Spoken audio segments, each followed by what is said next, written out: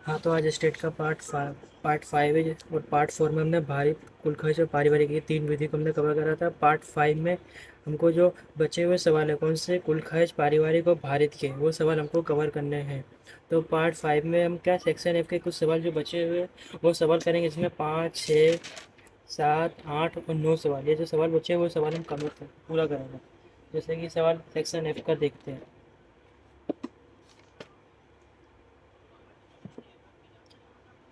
तो ये देखो, इसमें क्या निम्नलिखित दी गई सूचना को कुल खर्च की विधि से और पारिवारिक अंदाजपत्र की विधि से हमको क्या है, सूचकांक की गणना करनी है।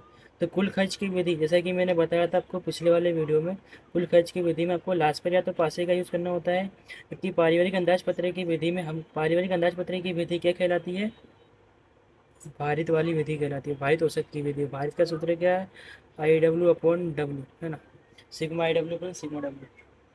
तो बस सिग्मा I W।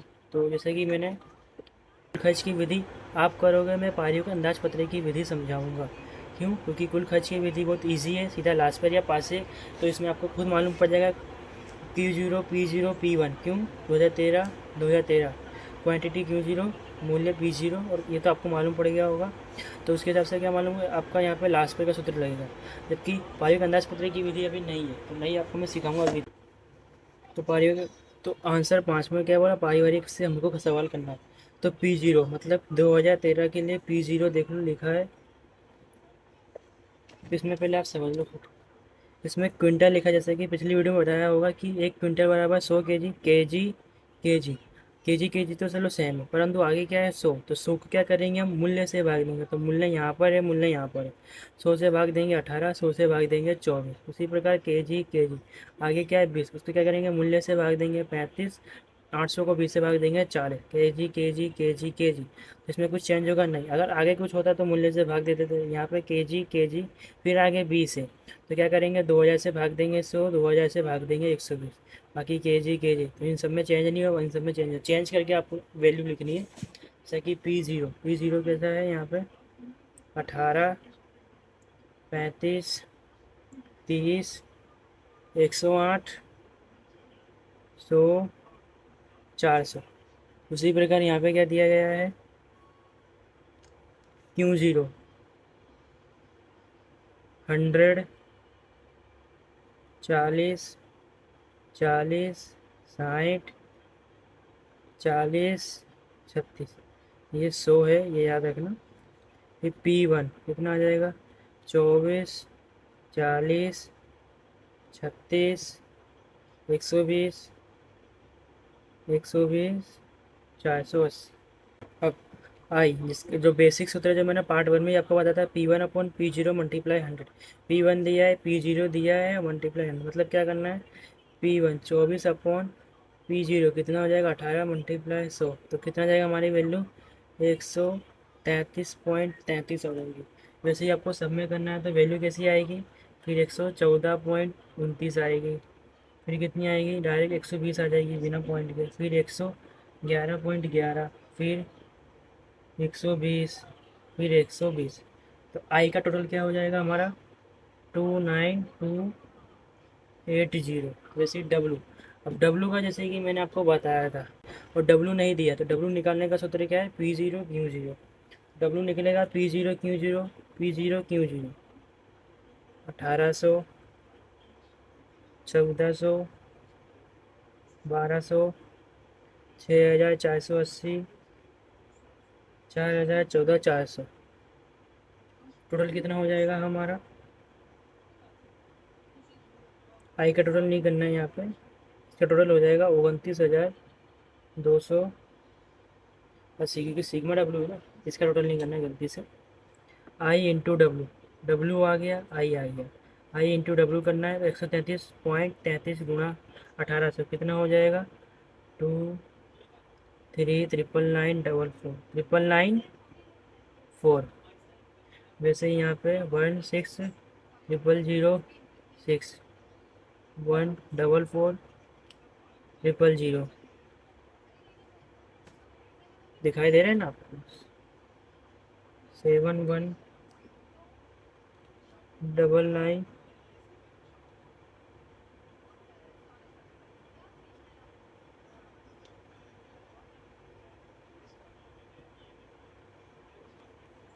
तो आई डब्ल्यू और आई इंटू डब्ल्यू, मतलब आई मल्टीप्लाई डब्ल्यू का टोटल कितना हो जाएगा, सिग्मा आई डब्ल्यू जिसको बोलेंगे हम।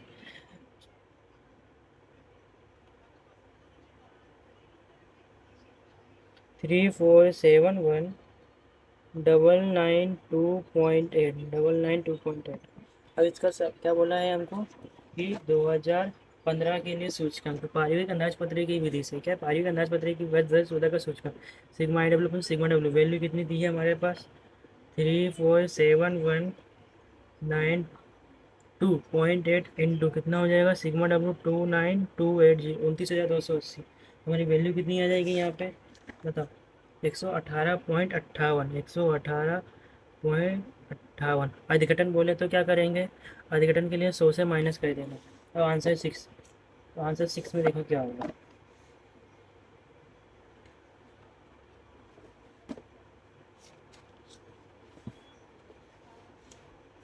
मैं डायरेक्ट सवाल कराऊंगा जिसमें समूह दिया है, भार दिया है, भार को क्या बोलेंगे संकेत में डब्लू, 2014 का सूचकांक दिया है, सूचकांक को क्या बोलते हैं आई, और 2015 का भी सूचकांक दिया है, तो इसको क्या करेंगे I1 मानेंगे और I2 मानेंगे, है ना, I1 I2।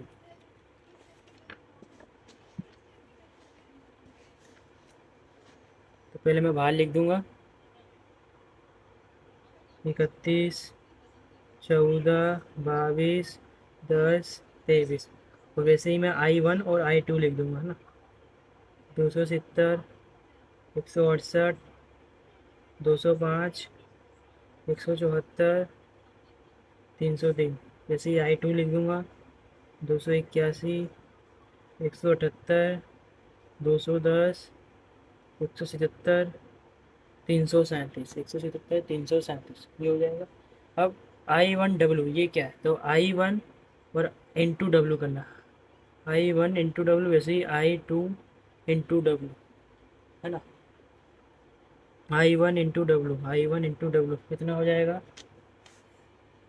पहला 31 गुना 270 करोगे तो कितना हो जाएगा 8,370, फिर 168 गुना 14 करोगे कितना हो जाएगा 2,352, फिर कितना हो जाएगा 4,510, फिर कितना हो जाएगा 1,740, फिर 6,969, 6,969 जिसका टोटल हो जाएगा 23,941। जैसे ही आई टू इंटू डब्ल्यू 281 गुना 31 कितना हो जाएगा 8,711।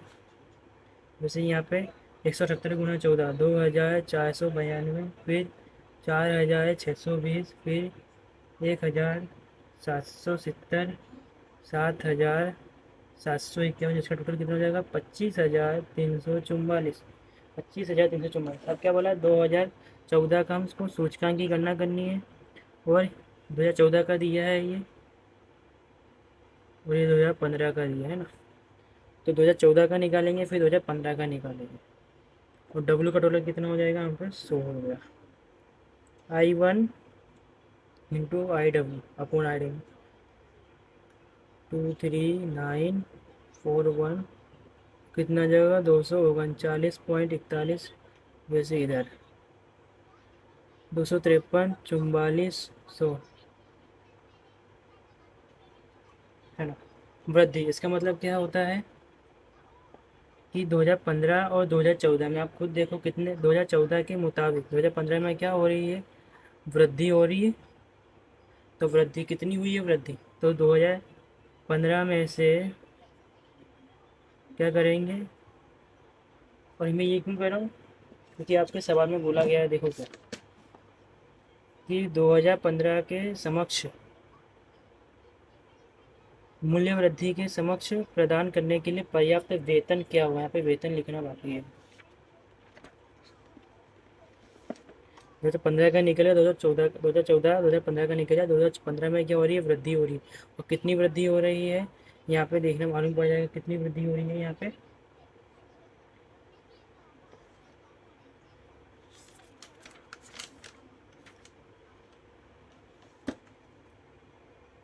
तो यहाँ पे कितनी वृद्धि हो रही है 14.03% की वृद्धि हो रही है। वेतन वृद्धि मतलब क्या हुआ, 2014 का जो वेतन था 239.41। इसमें क्या बोला गया क्वेश्चन में, देखना यहाँ पे लिखा गया होगा कि जैसे 5% की वृद्धि की गई हो तो 2014-15 के मूल्य में समक्ष सुरक्षा प्रदान करने के लिए पर्याप्त होगा।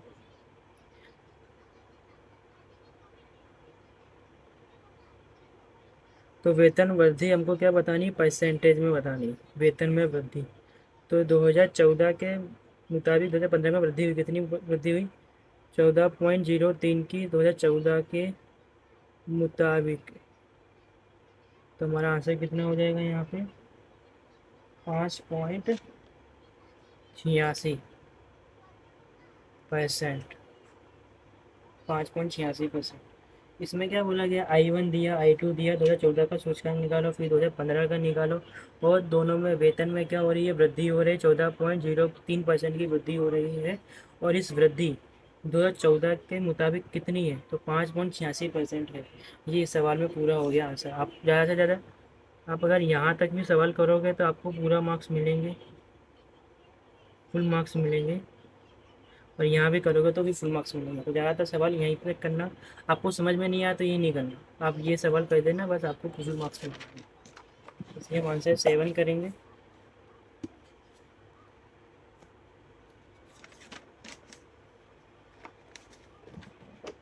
आंसर 7 में देखो क्या बोला गया है कि जीवन निर्वाह खर्च के सूचकांक की गणना कीजिए। वर्ष 2012 में चुकाए जाने वाला औसत मासिक वेतन 6,000 हो, क्या हो, 6,000 हो, तो 2014 का मासिक वेतन कितना होना चाहिए।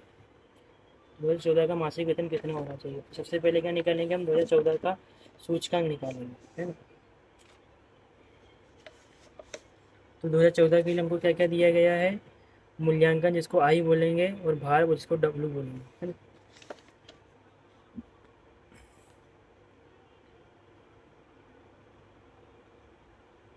आई पहला 255, फिर 174, 234,153, 274।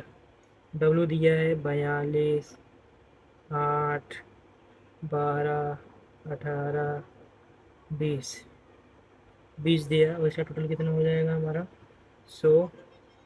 आई डब्लू मतलब इन दोनों का मल्टीप्लाई कितना हो जाएगा, 10,710, फिर कितना हो जाएगा 1,392, फिर 2,808, 2,754, 5,480, मतलब क्या 42 गुना 255, 174 गुना 08, 234 गुना 12, ऐसे ही क्या टोटल कितना हो जाएगा इसका, 23,144। तो सूचकांक कौन सा है, 2015 का सूचकांक सिग्मा आई डब्ल्यू कितना, 144 और अपॉन में 100, तो कितना हो जाएगा, 231.44। तो वेतन में वृद्धि, इसका मतलब क्या होगा, अधघटन। तो 231.44 कितना हो जाएगा, 31.44%। और 31.44 मतलब क्या है कि 2014 है ये, 2014 का सूचकांक कितना है। तो वही करना है क्या, 231.44 गुना 6,000, क्यों, क्योंकि ये 2012 का वेतन है ना, अपॉन में 100 करेंगे क्योंकि परसेंट में होता है, 0 से 0, 60 गुना 221.44, कितना हो जाएगा हमारा आंसर, 13,886.4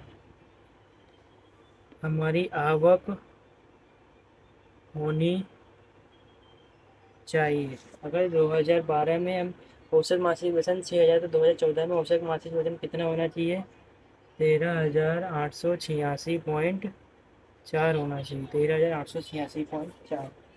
आइए आपको समझ में, अब ऐसे ही हम करेंगे क्वेश्चन 8। क्वेश्चन 8 में क्या बोला गया है, देखो कि औद्योगिक उत्पादन के सूचकांक का गणना करके उसका अधिकतन किया, अधिकतन तो माना 100 माइनस करना है। तो बस क्या दिया है हमको, P0 दिया है, P1 दिया है, डब्ल्यू दिया है। अब इसमें क्या नहीं दिया है, तो आई नहीं दिया है, तो आई निकालने का बेसिक सूत्र क्या है, P1/P0 multiply 100, P1/P0 multiply 100, P1/P0 multiply 100, आया समझ में, डब्ल्यू दिया है। तो बस पहले P0 लिख देंगे हम, 10, 20, 30, 40, 50। वैसे ही P1 लिख देंगे 15, 25, 25, फिर 50, फिर 60। आई क्या करना है, 15/10, 15/10 गुणा 100 कितना हो जाएगा, 150। फिर कितना हो जाएगा, 125। फिर कितना हो जाएगा, 83.33। 125, 120। डब्लू डब्लू क्वेश्चन में दिया है 4, 6, 30, 3, 4। कितना हो जाएगा टोटल इसका, 47। आई डब्लू मतलब आई इंटू डब्लू, 150 गुना 4 कितना हो जाएगा, 600। 125 गुना 6 कितना हो जाएगा, 725। 750 फिर 83.33 कितना हो जाएगा, 2499.9। फिर 125 गुना 3 कितना हो जाएगा, 375। 120 गुना 4 कितना हो जाएगा, 480। और इसका टोटल कितना हो जाएगा, 4704.9। आया आपको समझ में। आई निकाल लिया, डब्ल्यू दिया था, आई डब्ल्यू कर लिया, मतलब आई इंटू डब्ल्यू कर दिया, 150 गुना 4 इस टोटल आ गया। तो मुझे क्या करना है, औद्योगिक उत्पाद का सूचकांक क्या करना है, औद्योगिक उत्पाद का सूचकांक कितना हो जाएगा, 470.9/100। तो कितना आंसर आ जाएगा हमारा, 100.10%। अधिकतम क्या करेंगे, 100.10/100, 0.10%। ये क्या है, ये हमारा अधिकतम है। मतलब आंसर आंसर 8 समझ में आ गया होगा। आंसर 9 लास्ट सम है, और बाकी बचे हुए सम हम अगले पार्ट में करेंगे, एक ही पार्ट में सम नहीं होगा।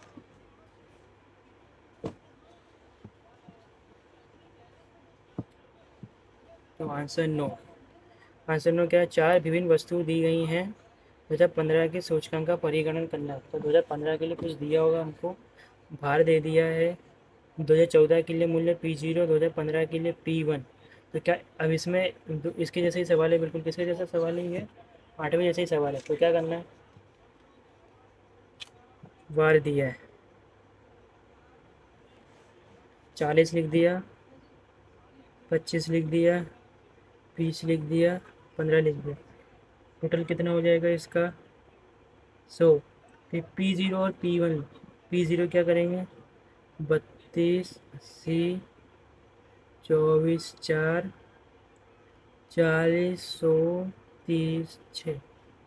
तो जैसे पिछले वाले सवालों में क्या था, P1 मतलब 40/32 इंटू 100 कितना हो जाएगा आंसर हमारा, 125। वैसे यहाँ पे हो जाएगा 125, फिर 125, फिर हो जाएगा 150। डब्लू का टोटल हो गया आई इंटू डब्लू, आई तो हमने निकाल ही लिया है, डब्लू दिया ही है हमको, तो खाली क्या करना है, गुना करना है। यहाँ पे आ जाएगा 5000, 3125, 2500, 2250। बस हमको क्या दिया है, मुझे बस का बस 2015 का सूचकांक निकालना। तो आई डब्ल्यू कितना हो जाएगा हमारा, 12,875। तो 12,875 अपॉन 100 कितना हो जाएगा, एक अगर इसमें अधिकतम बोलता तो क्या करते हैं हम, 128.75 माइनस,